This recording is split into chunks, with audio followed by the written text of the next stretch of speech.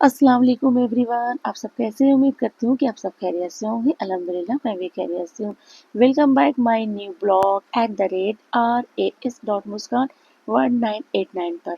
आप सब जहाँ भी रहें खुश रहें, मस्त रहें, स्वस्थ रहें और अपने फैमिली के साथ हमेशा रहें। अल्लाह की रहमत पूरी कायनात पर हम सब पर बनी रहें। आइए आज कुछ दुआ करते हैं इस तरह से। तेरे सिवा कोई इबादत के लायक नहीं मेरे अल्लाह, तेरे सिवा कोई बंदगी के लायक नहीं मेरे अल्लाह, तेरे सिवा कोई तारीफ के लायक नहीं मेरे अल्लाह। हमारे माबूद, हमारे गुनाह तेरी रहमत से बड़ी नहीं है, तो अपनी रहमत से हमारे गुनाह माफ़ कर दे मेरे अल्लाह। ऐ अल्लाह पाक हमें गुमराही के रास्ते से हटाकर सिरातुल मुस्तकीम के रास्ते पर चलने वाली बना दे। ऐ अल्लाह ऐसी नमाज पढ़ने की तौफीक अता कर जिस नमाज से तू राजी हो जाए। जिंदगी में ऐसे नेक अमल करने की तौफीक अता कर जिन अमलों से तू राजी हो जाए मेरे अल्लाह।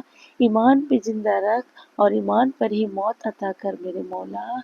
ऐ अल्लाह हमारे तेरे अहकाम की फरमाबरदारी करने वाली बना और तेरे प्यारे हबीब जनाब मोहम्मद मुस्तफ़ा सल्लल्लाहु अलैहि वसल्लम के नेक रास्ते पर और पकीजा आदाब को अपनाने वाली बना दे।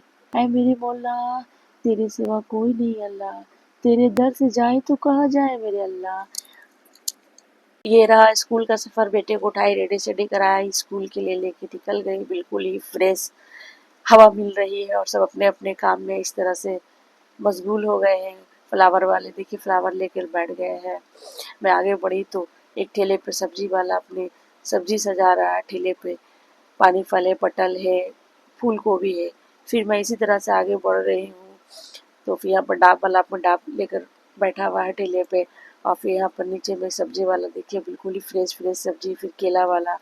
इसी तरह से रोज़मर्रा की ज़िंदगी है, सब अपने अपने काम में मशगूल हो गए हैं। और मैं फिर आगे बढ़ी हूँ, अपने मोहल्ले के सब्जी मार्केट में आई हूँ। वहाँ भी बिल्कुल फ्रेश फ्रेश सब्जियाँ आ चुकी है, हर किस्म की सब्जी। कितना प्यारा और कितना अच्छा लगता है। देखिए ये सब क्या है, अल्लाह ने अपने बंदों के लिए बनाए हैं। तरह तरह के सब्जी, फल, फ्रूट, मेवे, गल्ले, अनाज। लेकिन तब भी बंदे अल्लाह की नाशुक्री करते हैं। अल्लाह जितना दिया है उतना ही में शुक्रिया अदा करना सीखे। थोड़ा दे तो भी शुक्रिया अदा, ना दे तो भी शुक्रिया अदा। हर हाल पे अल्हम्दुलिल्लाह अल्लाह का करना चाहिए। और फिर मैं आगे बढ़ी तो फिर यहाँ से पनीर ली, मिठाई ली, फिर आगे बढ़ गई।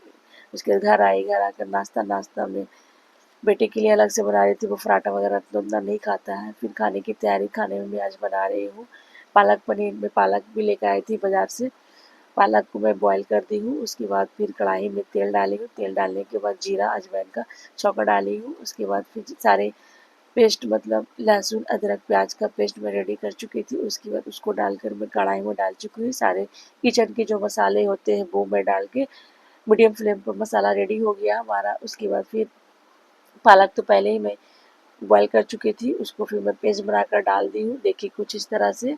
और फिर जो पालक का पानी बचा था ना, वो मैं वेस्ट नहीं की थी, फेंकी नहीं थी, मैं इसी में डाल दी थी क्योंकि मसाले भूनने में काम आता है, फिर ग्रेवी डालने में।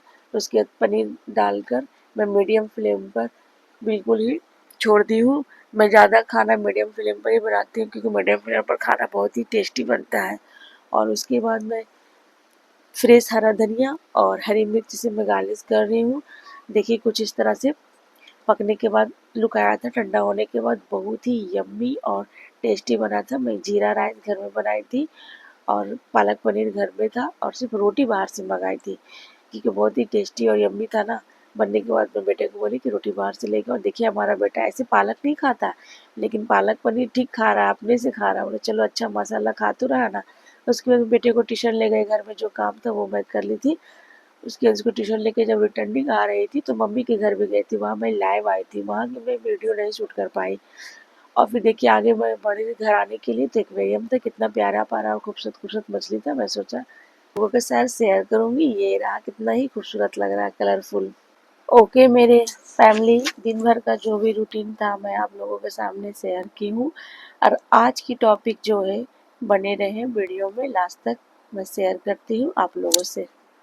کی ٹاپک ہے سورہ اخلاص، جسے قل هو اللہ احد بھی کہتے ہیں۔ پڑھنے کے بہت سارے فضیلت ہیں جو اللہ کی توحید بیان کرتی ہے۔ حدیث کے مطابق سورہ اخلاص کو ایک بار پڑھنا پورے قرآن کے ایک تہائی حصے کو پڑھنے کے برابر ثواب ملتا ہے۔ سبحان اللہ۔ جو شخص اس سورہ سے محبت کرتا ہے اور اسے کثرت سے پڑھتا ہے، اللہ تعالیٰ بھی اس سے محبت کرتا ہے۔ سبحان اللہ۔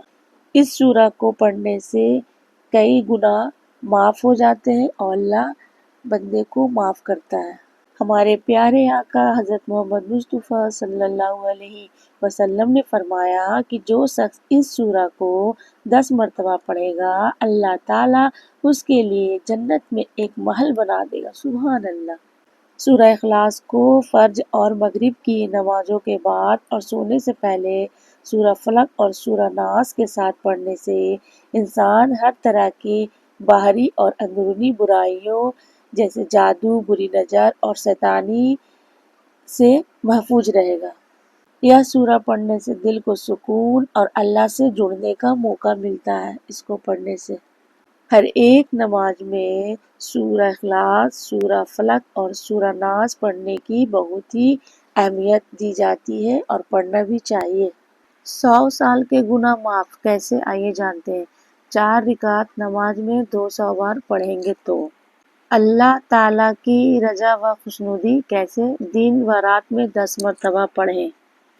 جنت میں داخل کیسے؟ رات کو داہنی کروٹ پر 100 مرتبہ پڑھیں۔ سبحان اللہ۔